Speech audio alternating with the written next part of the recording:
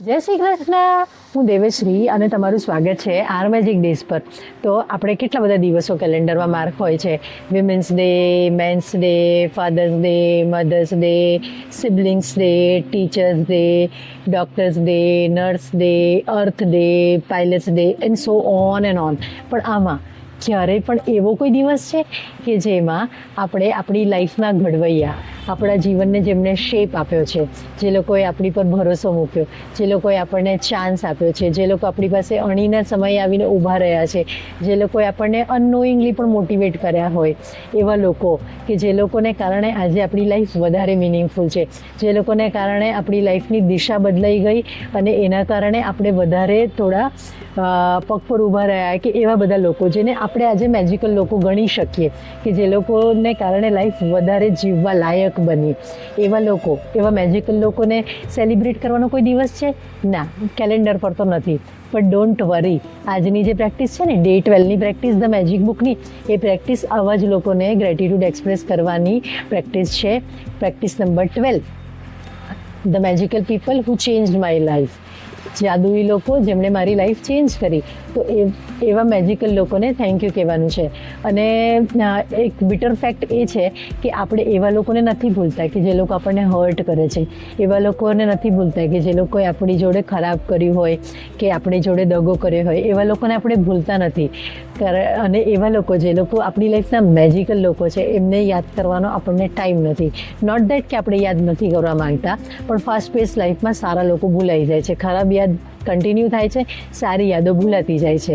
તો કોઈ વાંધો નહીં, આજે એ દિવસ છે મેજિકલ લોકોને સેલિબ્રેટ કરવાનો. એ લોકોને આજે સ્પેશિયલ મનોમન એક બુકે આપવાનો, એમને ફૂલોનો મોટો ગુલદસ્તો આપવાનો, એમના માટે મનોમન મોટી ગિફ્ટ લઈ જવાનો દિવસ છે. એમને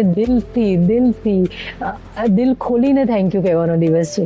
એ મેજિકલ લોકોનો સેલિબ્રેશન ડે છે આજે, ડે 12. તો એમાં શું કરવાનું છે? આપણે સૌથી પહેલાં થેન્ક યુ પાર્ટી કરવાની છે. સવારે 10 લોકોને 10 વસ્તુઓ માટે ગ્રેટિટ્યૂડ લિસ્ટ બનાવવાની છે. અને એમાં કોઈ હેલ્પ જોઈતી હોય તો ડેઇલી ગ્રેટિટ્યૂડ લિસ્ટ ડ્રોપ થાય છે, તેમાં તમે ચેકઆઉટ કરી શકો. જો તમને નવા આઈડિયાઝ જોઈતા હોય કે કઈ 10 વસ્તુ મારે રોજ ગ્રેટિટ્યૂડ લખવાનું, તો એ તમે પ્લેલિસ્ટ ચેકઆઉટ કરી શકો છો. અને એ કર્યા પછી તમારે 3 લોકો ચૂઝ કરવાના છે, મોસ્ટ મેજિકલ લોકો, જેને તમારે થેન્ક યુ કહેવું છે.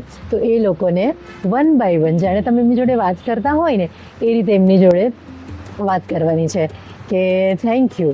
ફોર એક્ઝામ્પલ, મારે મારા પપ્પાને થેન્ક યુ કહેવું છે કે થેન્ક યુ પપ્પા, તમે મને આટલું સરસ એજ્યુકેશન આપ્યું.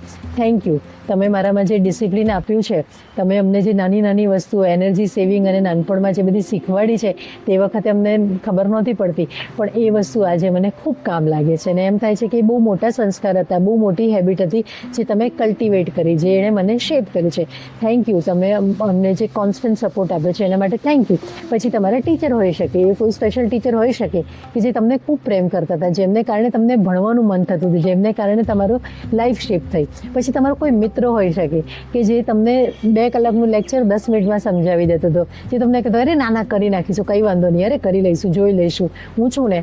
એવા કોઈ મિત્રને, એવો કોઈ સ્ટ્રેન્જર બી હોઈ શકે કે જેની મદદને કારણે તમારી લાઈફ ચેન્જ થઈ ગઈ. કોઈ પણ 3 લોકો એને મનોમન વાત કરતા હોય ને, એ રીતે એની જોડે વાત કરીને ગ્રેટિટ્યૂડ એક્સપ્રેસ કરો. એમને મનોમન બહુ મોટો બુકે આપવા છે કે થેન્ક યુ બોસ, તારા કારણે હું છું, થેન્ક યુ.